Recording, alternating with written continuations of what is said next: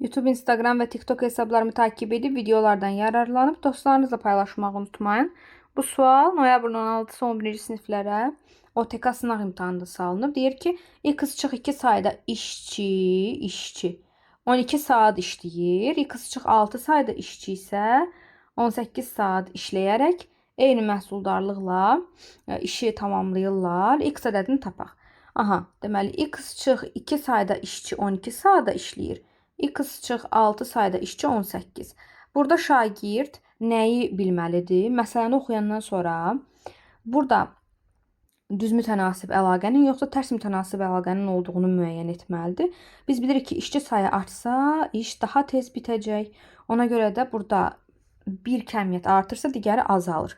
Deməli, tərs mütənasib əlaqədir. O zaman kəmiyyətlər qarşı-qarşıya bir-birinə vurulacaq.